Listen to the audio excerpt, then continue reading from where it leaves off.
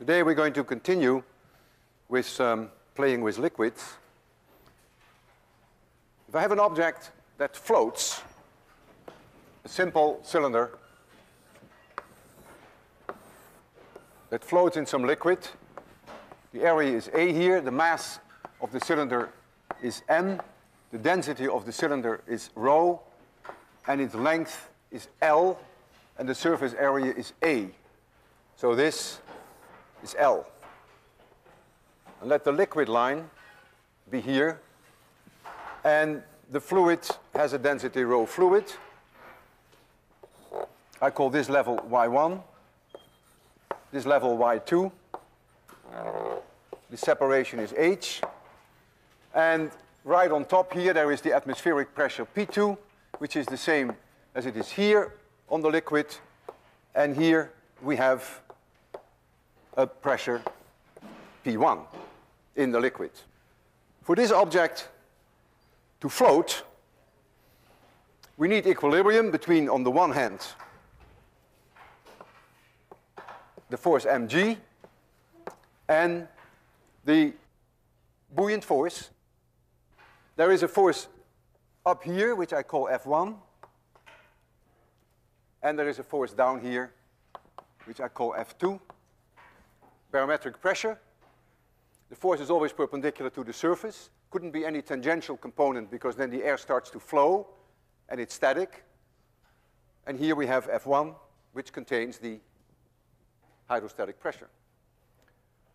So P1 minus P2, as we learned last time from Pascal, equals rho of the fluid, G times Y2 minus Y1, which is H. So that's the difference between the pressure at P1 and P2.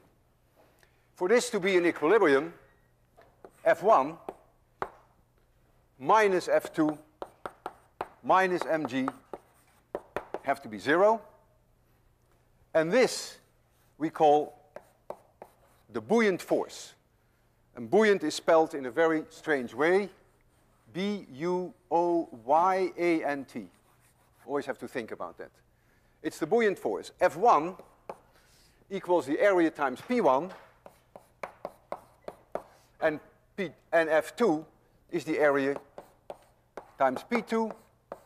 So it is the area times P1 minus P2, and that is rho fluid times G times H. And when you look at this, this is exactly the weight of the displaced fluid. The area times H is the volume of the fluid, which is displaced by this cylinder, and you multiply it by its density, that gives it mass, multiplied by G, that gives it weight. So this is the weight of the displaced fluid.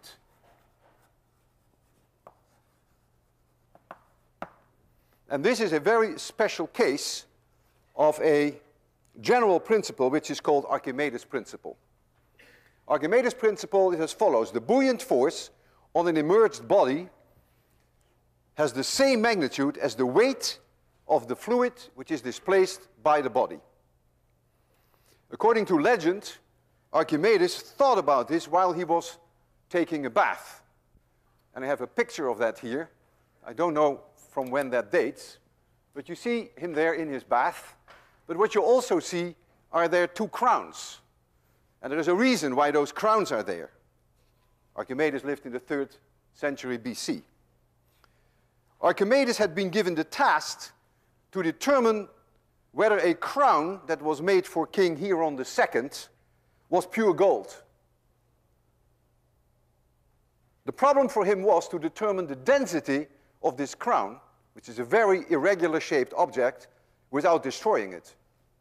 And the legend has it that as Archimedes was taking a bath, he found the solution. He rushed naked through the streets of Syracuse, and he shouted, "Eureka, Eureka, Eureka," which means, "I found it, I found it."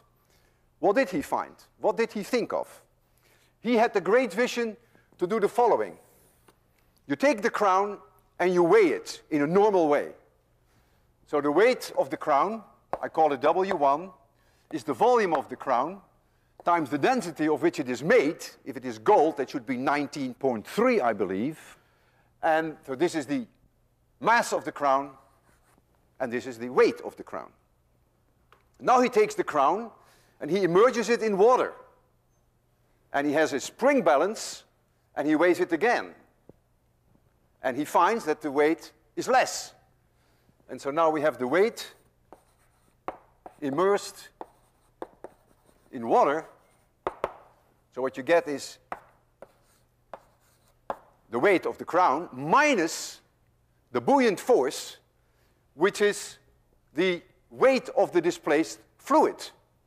And the weight of the displaced fluid is the volume of the crown, because the crown is where the water has been removed, where the crown is, times the density of the fluid, which is water, which he knew very well, times g. And so this part here is weight loss. That's the loss of weight. You can see that. You can measure that with a spring. It's lost weight because of the buoyant force.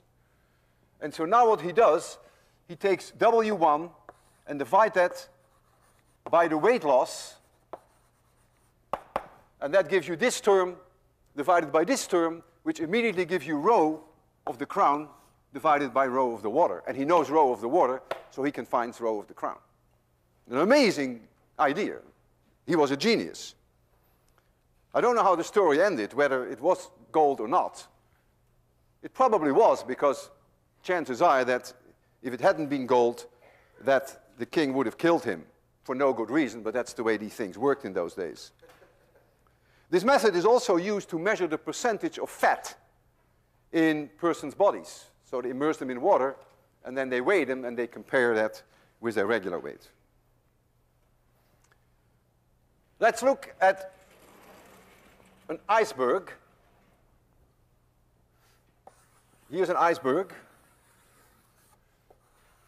Here's the water. It's floating in water. It has mass m. It has a total volume V total. And the density of the ice is rho ice, which is 0.92 in grams per cubic centimeter. It's less than water. This is floating.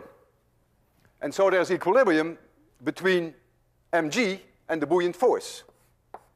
So mg must be equal to the buoyant force. Now mg is the total volume times rho ice times g, just like the crown. The buoyant force is the volume underwater, which is this part, times the density of water, rho water, times g. You lose your g, and so you find that the volume underwater divided by the total volume equals rho ice divided by rho of water, which is 0.92. That means 92% of the iceberg is underwater. And this explains something about the tragedy on April 15, 1912, when the Titanic hit an iceberg. When you encounter an iceberg, you literally only see the tip of the iceberg. That's where the expression comes from. 92% is underwater. I want to return now to my cylinder, and I want to ask myself the question, when does that cylinder float? What is the condition for floating? Well, clearly, for that cylinder to float, the buoyant force must be mg. And the buoyant force is the area times h, that's the volume underwater, multiplied by the density of the fluid, times g, must be the total volume of the cylinder, which is the area times L, because that was the length of the cylinder, times the density of the object itself, times g. I lose my A, I lose my g, but I know that h must be less than L, otherwise it wouldn't be floating, right? The part below the water has to be smaller than the length of the cylinder. And if H is less than L, that means that the density of the fluid must be larger than the density of the object. And this is a necessary condition for floating. And therefore, if an object sinks, then the density of the object is larger than the density of the fluid. And the amazing thing is that this is completely independent of the dimensions of the object. The only thing that matters is the density. If you take a pebble and you throw it in the water, it sinks because the density of a pebble is higher than water. If you take a piece of wood, which has a density lower than water, and you throw it on water, it floats, independent of its shape. Whether it sinks or whether it floats, the buoyant force is always identical to the weight of the displaced fluid. And this brings up one of my favorite questions that I have for you that I want you to think about. And if you have a full understanding now of Archimedes' principle, you will be able to answer it. So concentrate on what I'm going to present you with. I am in a swimming pool, and I'm in a boat. Here's the swimming pool, and here is the boat, and I'm sitting in the boat, and I have a rock here in my boat. I'm sitting in the swimming pool, nice rock in my boat. I mark the waterline of the swimming pool very carefully. I take the rock and I throw it overboard. Will the waterline go up? Or will the waterline go down? Or maybe the waterline will stay the same. Now use your intuition, don't mind being wrong. At home you have some time to think about it, and I'm sure you will come up with the right answer. Who thinks that the waterline will go up? The swimming pool. Who thinks that the waterline will go down? Who thinks that it will make no difference, that the waterline stays the same? Amazing. Okay. Well, the waterline will change, but you figure it out. Okay, you apply Archimedes' principle and you'll get the answer. I want to talk about stability, particularly stability of ships, which is a very important thing. They float. Suppose I have an object here which is floating in water. Here's the waterline. And let here be the center of mass of that object. Could be way off center. Could be an iceberg. Could be boulders. Could be rocks in there. Right? It doesn't have to be uniform density. Center of mass could be off the center of the geometric center. So if this object has a certain mass, then this is the gravitational force. But now look at the center of mass fluid that is displaced. That's clearly more here, somewhere here, the displaced fluid. That is where the buoyant force acts. And so now what you have a torque on this object relative to any point that you choose. Doesn't matter where you pick a point, you have a torque. And so what's going to happen, this object is clearly going to rotate in this direction. And the torque will only be zero when the buoyant force and the gravitational force are on one line. Then the torque becomes zero, and then it is completely happy. Now there are two ways that you can get them on one line. We discussed that earlier in the different context. You can either have the center of mass of the object below the center of mass of the displaced fluid, or above. In both cases would they be on one line. However, in one case there would be a stable equilibrium, in the other there would not be a stable equilibrium. I have here an object which has its center of mass very low. You can't tell that. No way of knowing. All you know is that the weight of the displaced fluid that you see here is the same as the weight of the object. That's all you know. If I took this object and I tilt it a little with the center of mass very low, so here is mg, and here is somewhere the waterline, so the center of mass of the displaced fluid is somewhere here. So Fb is here, the buoyant force. You can see what's going to happen. It's going to rotate towards the right. It's a restoring torque. And so it's completely stable. I can wobble it back and forth, and it is stable. If I would turn it over, then it's not stable, because now I would have the center of mass somewhere here, high up. So now I have mg. And the center of the buoyant force, the displaced water, is about here. So now I have the buoyant force up, and now you see what's going to happen. I tilt it to the side, and it will rotate even further. This torque will drive it away from the vertical. And that's very important, therefore, with ships, that you always build the ship such that the center of mass of the ship is as low as you can get it. That gives you the most stable configuration.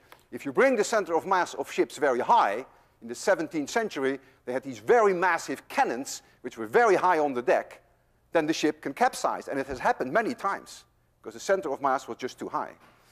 So here, the center of mass is somewhere here. Very heavy, this part. And so now, if I lower it in the water, notice it goes into the water to the same depth, because the buoyant force is, of course, the same. So the amount of displaced water is the same in both cases. But now the center of mass is high, and this is very unstable. When I let it go, it flips over. So the center of mass of the object was higher than the center of mass of the displaced fluid. And so with ships, you have to be very careful about that. Let's talk a little bit about balloons.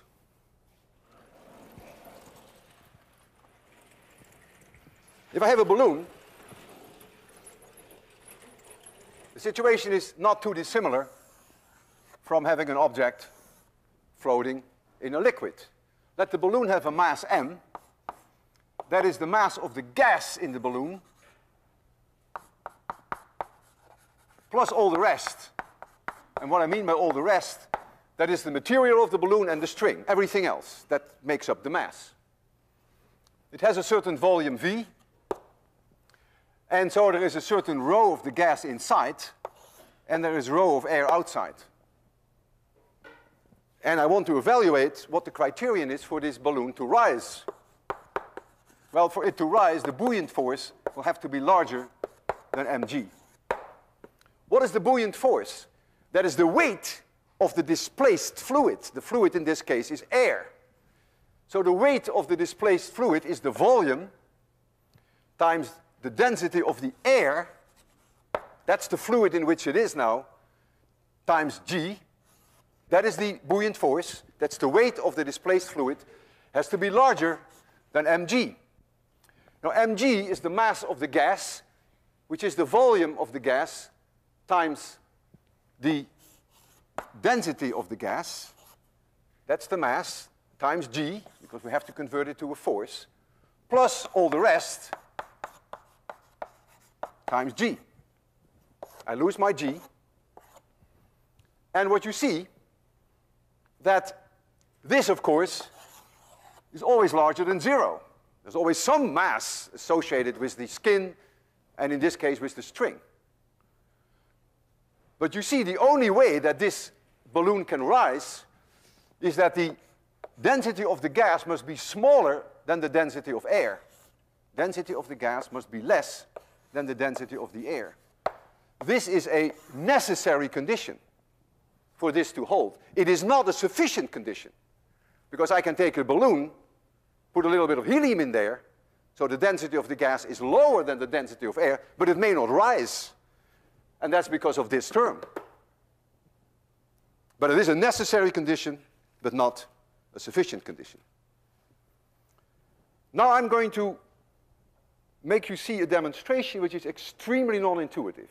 And I will try, step by step, to explain to you why you see what you see. What you're going to see is very non-intuitive. So try to follow closely why you see what you will see.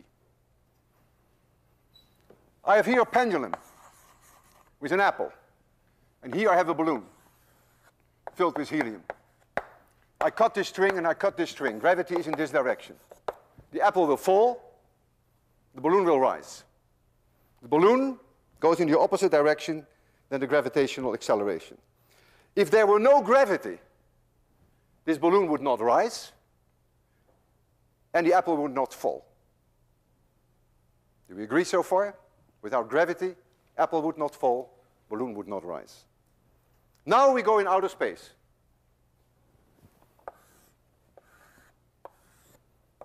Here is a compartment, and here's an apple. I'm here as well. None of us have weight. There's no gravity. And here is a helium-filled object, a balloon. And there's air inside. We're in outer space, there's no gravity. Nothing has any weight. We're all floating. Now, I'm going to accelerate. I have a rocket. I'm going to accelerate this in this direction with acceleration A. We all perceive now a perceived gravity in this direction. I call it G. So the apple will fall. I'm standing there. I see this apple fall. I'm in this compartment, closed compartment. I see the apple go down. A little later, the apple will be here. I myself fall. A little later, I'm there. In fact, I can put a bathroom scale here and weigh myself on the bathroom scale. My weight will be m times this A, m being my mass, A being this acceleration. I really think that there is gravity in this direction. The air wants to fall, but the balloon wants to go against gravity. The balloon will rise.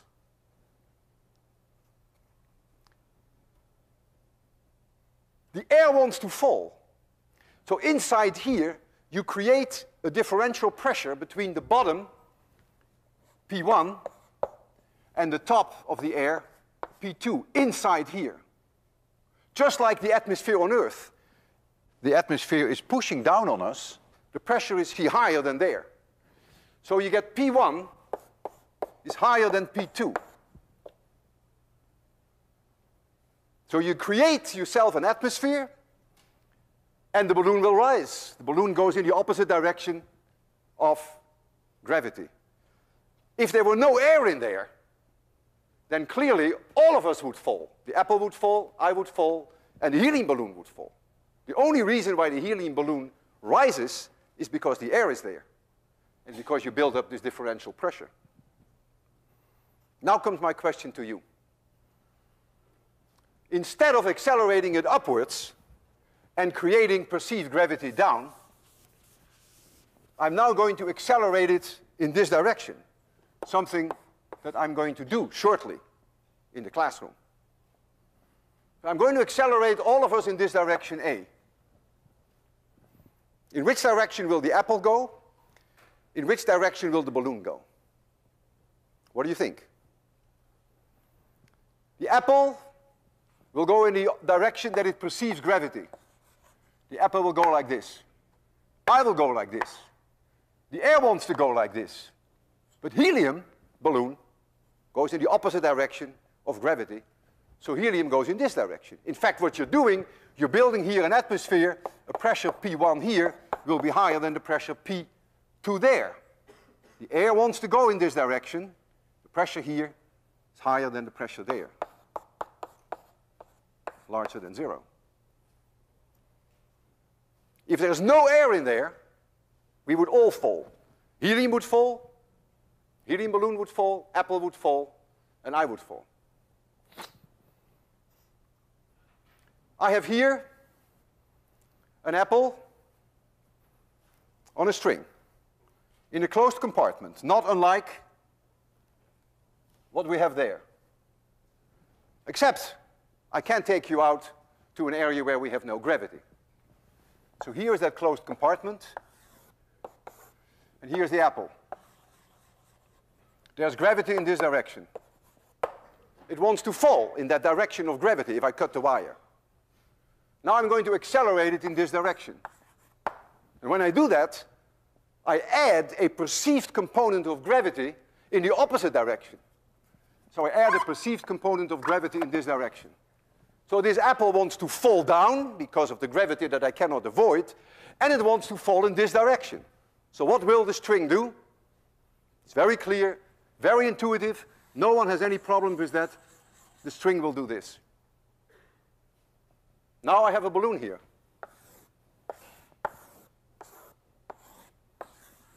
Helium. There's gravity in this direction. That's why the balloon wants to go up. Opposes gravity. I'm going to accelerate the car in this direction. I introduce perceived gravity in this direction. What does the balloon want to do? It wants to go against gravity. I build up in here, it must be a closed compartment.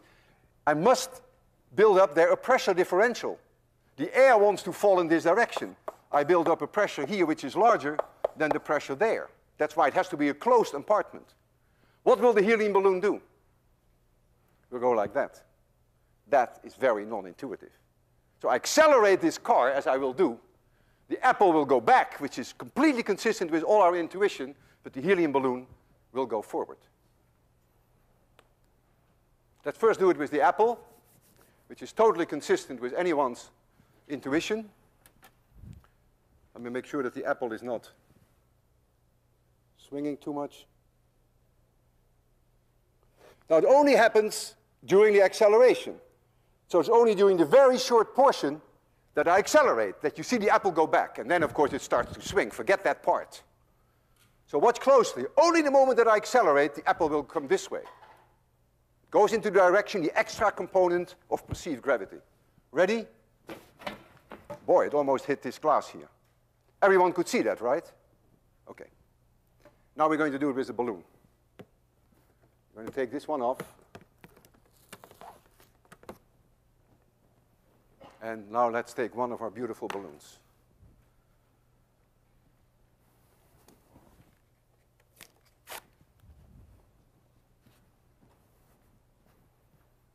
So we're going to put a balloon in here. It has to be a closed compartment so that the air can build up the pressure differential.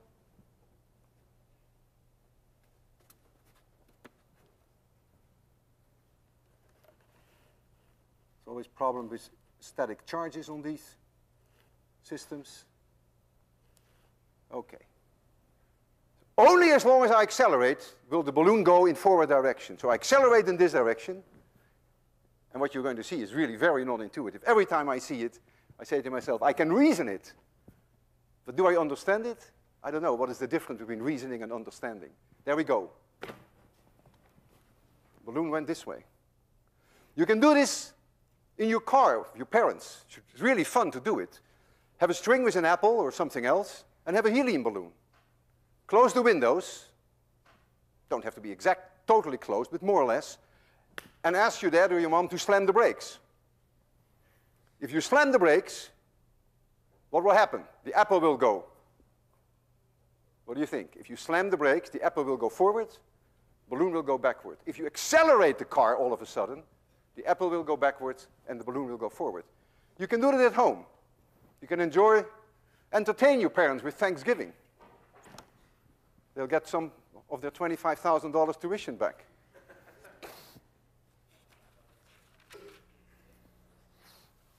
When fluids are moving, situations are way more complicated than when they are static. And this leads to, again, very non-intuitive behavior of fluids. I will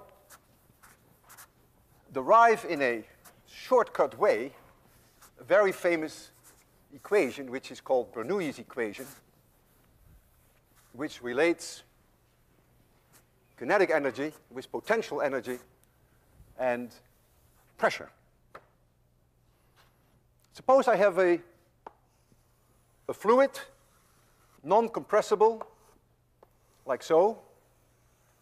This cross-sectional area is A2, and the pressure here is P2, and I have a velocity of that liquid, which is V2, and this level is Y2. Here I have a cross-sectional area A1. I have a pressure P1. My level is Y1. This is increasing Y. And I have a much larger velocity because the cross-section is substantially smaller there. Now, if this fluid were completely static, if it were not moving, So forget about the V1 and forget about the V2. It's just sitting still. Then P1 minus P2 would be rho G times Y2 minus Y1. If rho is the density of the fluid. That's Pascal's law. So we'd just be sitting still, and we know that the pressure here would be lower than the pressure there. This is also, if you want to, rho GH. If you call this difference H. Rho GH. That reminds me of mgh. Mgh is gravitational potential energy. When I divide m by volume, I get density. So this is really a term which is gravitational potential energy per unit volume. That makes the m divided by volume become density. Therefore, pressure itself must also have the dimension of energy per unit volume. And if we now set this whole machine in motion, then there are three players. There is on the one hand kinetic energy of motion. Kinetic energy, I take it per unit volume. There is gravitational potential energy. I will take it per unit volume. And then there is pressure. They are equal partners. And if I apply the conservation of energy, the sum of these three should remain constant. That's the idea behind Bernoulli's law, Bernoulli's equation. When I take a fluid element and I move it from one position in the tube to another position, it trades speed for either height or for pressure. What is the kinetic energy per unit volume? Well, the kinetic energy is 1/2 mv squared. I divide by volume, I get 1/2 rho v squared. What is gravitational potential energy? That is mgy. I divide by volume, and so I get rho gy plus the pressure at that location y, and that must be a constant. And this now is Bernoulli's equation. It is a conservation of energy equation. And as I will show you, it has very remarkable consequences. First, I will show you an example whereby I keep y constant. So I have a tube which changes diameter, but the tube is not changing its level y, as I do there. So I come in here, cross-sectional area A1, I widen it, cross-sectional area A2. This is y, it's the same for both. I have here inside pressure P1, and here inside I have pressure P2, and this is the density of the fluid. There is here a velocity V2, and there is here a velocity V1. And clearly V1 is way larger than V2, because A1 times V1 must be A2 times V2, because the fluid is incompressible. So the same amount of matter that flowed through here in 1 second must flow through here in 1 second. And so these have to be the same. Since A1 is much smaller than A2, this velocity is much larger than V2. Now, I'm going to apply Bernoulli's equation. So the first term tells me that 1/2 rho V1 squared. I can forget the second term because I get the same term here as I get there, because I measure the pressure here and I measure the pressure there. They have the same level of y. So I can ignore the second term. Plus P1 must be 1/2 rho V2 squared plus P2. That's what Bernoulli's equation tells me. Now V1 is larger than V2. The only way that this can be correct then is that P1 must be less than P2. So you will say big deal. Well, it's a big deal, because I would have guessed exactly the other way around, and so would you. Because here is where the highest velocity is. And all our instincts would say, oh, if the velocity is high, there's a lot of pressure. It's exactly the other way around. Here is a low pressure, and here is a high pressure, which is one quite bizarre consequence of Bernoulli's equation. You must all have encountered in your life what we call a siphon. They were used in the medieval, and they're still used today. You have here a bucket. In general, is used with water, lakes. We have water here, but it could be any liquid. And I stick in here a tube. It's a smaller diameter, substantially smaller than this area here. And there will be water in here up to this level. This level P2, Y2, this is Y1, increasing value of Y. This height difference is H. P2 is 1 atmosphere. I put a 1 there, it's atmosphere. And here, if it's open, then P1 is also 1 atmosphere. So there's air in here, and there's liquid in here. I take this open end in my mouth, and I suck the water in so that it's full with this water,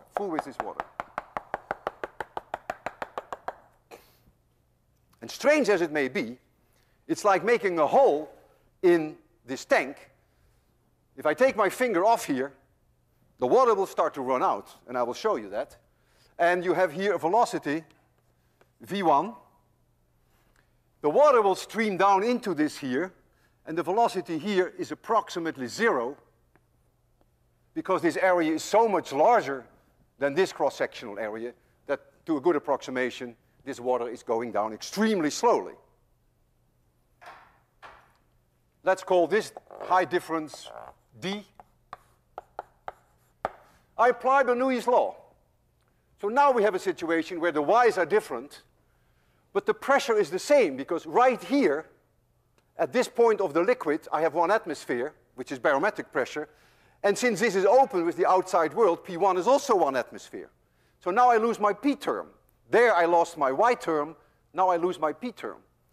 So now I have that 1/2 rho, this is rho of the liquid, V1 squared, plus rho G times Y1, must be 1/2 rho V2 squared, but we agreed that that was 0, so I don't have that term. So I only have rho G Y2. I lose my G's. No, I don't lose my G's. 1/2 rho V squared. No, that's fine. And so I lose my rho. This is 1/2. I lose my rho. And so you get that 1/2 V1 squared equals G times Y2 minus Y1, which is H. And so what do you find? That the speed with which this water is running out here, V1, is the square root of 2GH. And you've seen that before. If you take a pebble and you release a pebble from this level and you let it fall, it will reach this point here, this level, with a speed, the square root of 2GH. We've seen that many times. So what is happening here, since the pressure terms are the same here and there, now there is only a conversion of gravitational potential energy, which is higher here than there, is now converted to kinetic energy. This siphon would only work if D is less than 10 meters. Because of the barometric pressure, you can never suck up this water. No one can. A vacuum pump can't either, to a level that is higher than 10 meters. When I did the experiment there with the cranberry juice, I was able to get it up to 5 meters, but 10 meters would have been the theoretical maximum. So this has to be less than 10 meters that you go up. If I would have made a hole in this tank here, just like this, down to exactly this level, and I would have asked you to calculate with what speed the water is running out, you would have found exactly the same if you applied Bernoulli's equation. This is a way that I've seen people steal other people's gasoline in the time that gasoline was very scarce and that there were no lock shed on the gasoline caps. You would put a hose in the gasoline tank, and you would have to suck on it a little. You have to sacrifice a little bit. You get a little bit of gasoline in your mouth, and then you can just empty someone's gasoline tank by having a canister or by having a jerry can and fill it with gasoline. And I'm going to show that now to you by emptying, that's still cranberry juice, by the way, from our last lecture. So let's put this up on a stool. So there is the hose. It's that thing. And I'm going to transfer this liquid from here to here. So first I have to fill it with cranberry juice.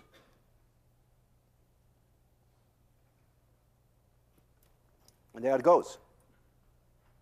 And as long as this level is below that level, it keeps running. Not so intuitive. I remember I was at a summer camp when I was maybe 6 or 7 years old. I couldn't believe it when I saw this for the first time. We had these outdoor sinks where we washed ourselves and brushed our teeth. And the sink was clogged, so it was full with water. And one of the camp leaders took a hose, sucked up, and it emptied itself. And I really thought, you have to take spoonfuls of water or maybe buckets and scoop it out. This is the way you do it. Very non-intuitive. The non-intuitive part is that it runs up against gravity there. So we can let it sit there, and we have a mass transfer of cranberry juice.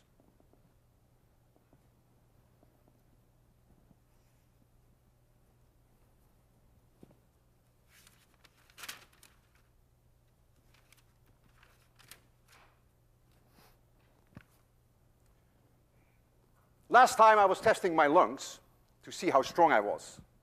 Wasn't very good, right? I could only blow up 1 meter water and only suck 1 meter water. Differential pressure only 1/10 of an atmosphere.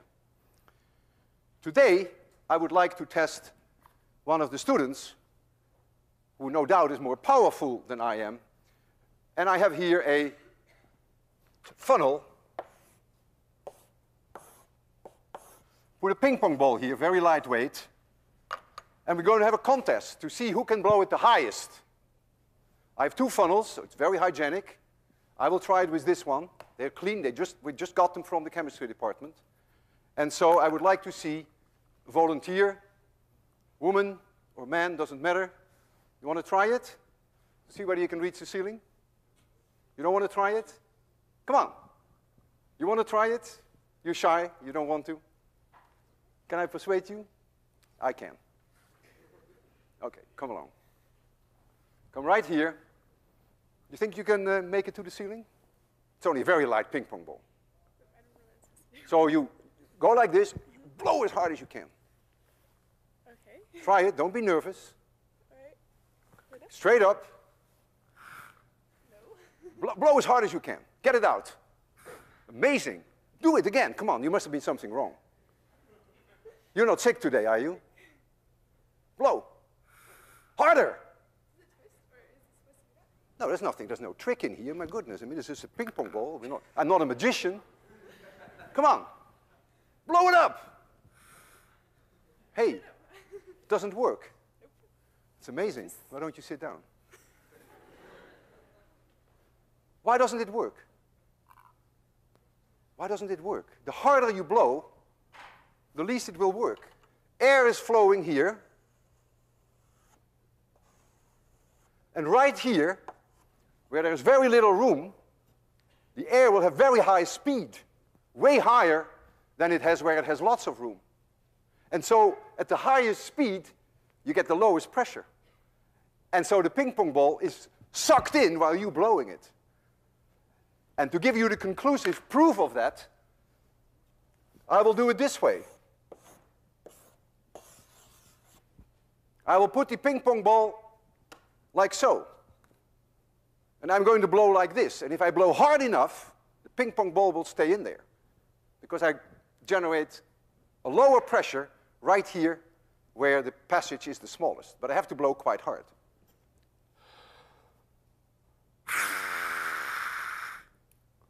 You see that? Is that amazing? That's the reason why she couldn't get it up.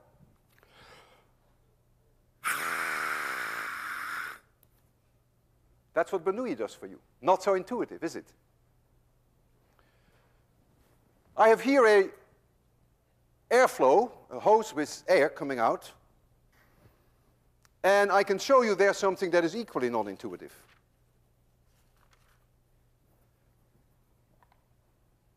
Let's start the airflow. It's coming out. I take a ping pong ball. Stays there. Is that due to Mr. Bernoulli? No. No, that's more complicated physics, because it has to do with turbulence. It has to do with vortices, which is very difficult. What is happening here is that as the air flows, you get turbulence above here, and the turbulence creates a lower pressure.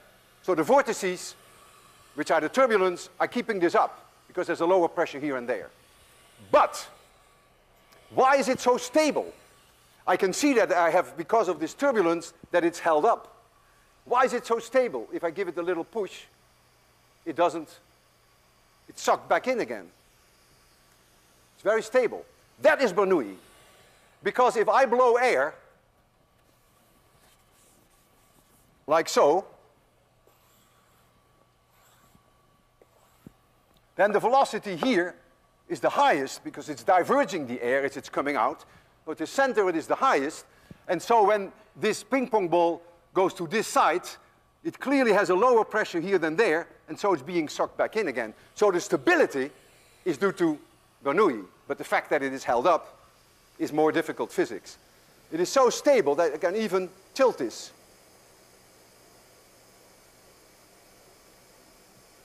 And it will still stay there. Now I have something that I want you to show your parents on Thanksgiving. It's a little present for them. And that is something that you can very easily do at home. You take a glass and you fill it with cranberry juice. Not all the way. Up to here. Take a thin piece of cardboard, the kind of stuff that you have on the back of pads. You put it on top. Table is beautifully set. Turkey, everything is there. And you suggest to your parents that you turn this over. Your mother will scream bloody murder, because she would think that the cranberry juice will fall out. In fact, it may actually fall out. I can't guarantee you that it won't. But it may not. In which case, you have now all the tools to explain that.